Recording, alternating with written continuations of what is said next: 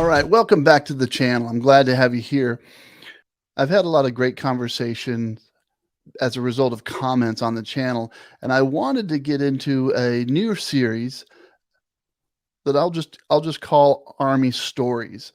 After 28 years of service, both active and reserve, I had a whole list of experiences, some of which are actually shareable on a family channel. And so this is just entitled Clean Army Stories. And to get this series started, I wanted to start off at the beginning.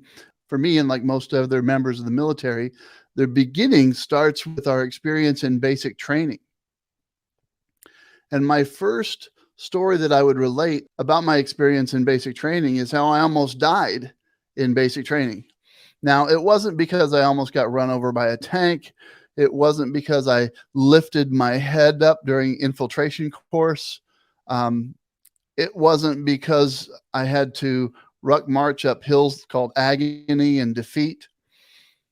I almost died in basic training because of my approach to my colleagues and the other folks that I was going through basic training with. What I mean is, my approach was very sarcastic, very cutting. And every opportunity that I had to make a critique of one of my colleagues, I took advantage of that opportunity. That wasn't always the best idea. In the basic training environment, you have people from every walk of life. You have people who come from the South, people who come from the Midwest. You have people come from the East Coast, West Coast. It really is a crossroads of people from all walks of life and from everywhere. And you make some great buddies. You make great friends. But when you're starting out, nobody knows who you are. So it's an opportunity to make friends. It's an opportunity to alternatively upset some of those friends, depending on how you engage and what you do. It's also an opportunity to reinvent yourself. Ultimately, that's what I did, but that's not how I started out. I started out my usual sarcastic self. Or one of the guys that I met was a guy named R. Alvarez. I won't use his first name here, but he was from the San Francisco Bay Area. And he described himself as a gangbanger or a former gangbanger from the Bay Area. And he was so into the gangster lifestyle that he didn't send letters to and from his fiance. They didn't exchange regular mail. What she sent to him was a note with the obituaries clipped to it so he could keep up with who amongst his homies were dying and moving on. I found that to be interesting. So we struck up a conversation and we interacted throughout the course of our initial weeks in training. But in that first week, the drill sergeants give us an opportunity to call home. And I was at the telephone booths. Back then, we had these things called pay phone booths. I was there with R. Alvarez. By the way, his gang name was T.S. Cyclone. So I was on the phone in front of him. He was in line. I concluded my call to my mom to let her know everything was well. And, you know, it's inevitable. I mean, when you're separated from family, it's your first time away from home. Everybody gets a little misty. Everybody gets a little teary-eyed. And of course, my friend Cyclone jumps on the telephone behind me, and I'm waiting for him. And I observe that he calls his fiance, and they talk. They have their visit, and he gets a little misty. Well, the next day, we're standing in formation.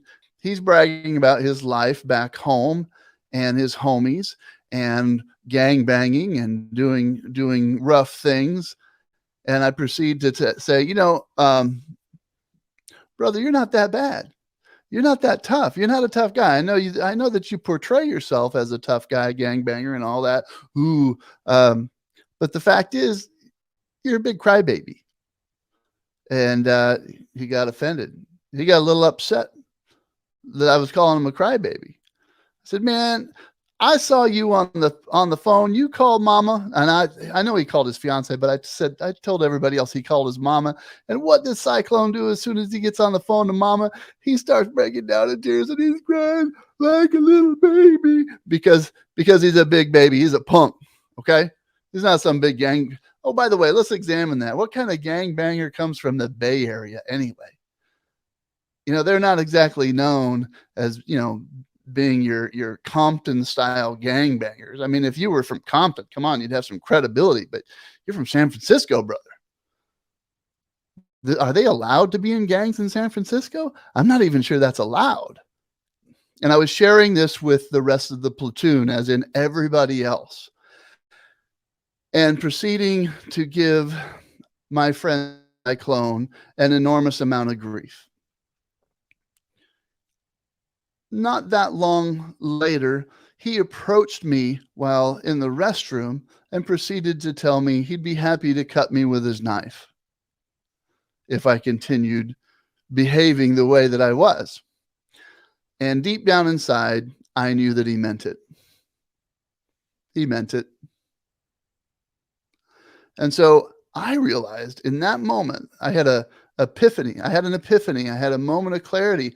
I needed to adjust my engagement. I needed to adjust my communication with Cyclone, because being at the end of the knife doesn't seem like a good outcome for me. I like everything exactly where it is. It's fine. And I realized that I had taken my whole shtick too far. He genuinely was willing to either be a friend or hurt me. And I prefer to not get hurt. It's something that's, I don't know, I've all my life, I've just preferred to be on the administration side of pain, not on the receiving side of pain. And so, given the fact that I can't stay up all night, I have to sleep sometime, and horrible things can happen to people in their sleep. I decided to adjust my engagement, and ultimately, over a period of 3 months worth of basic training and OSET, one station unit training, we became good friends. And I learned there was a limit to how far I could and should push people. But the reality is, this whole enterprise, this whole experience was an opportunity for me to understand that there were successful and unsuccessful ways for me to engage other people. And I decided to use that whole experience as an opportunity to reinvent myself and how I engaged people around me. I made a deliberate effort to be far less sarcastic and more of a team player. Now, don't get me wrong, there was still plenty of opportunity to give members of my team, members of my squad, and members of my platoon grief. I did, but I was a lot more thoughtful about where the lines were. And ultimately, I had a lot of great experiences. And most importantly, I didn't die. It could have gone either way. So that is my first Army story, how I almost died in basic training. Thanks for joining. I appreciate that you're here. If you like this kind of content, hit the like and subscribe button. And if you didn't like it, hit the dislike button. Go ahead. But you know you want to hit the like button. So we'll see you soon.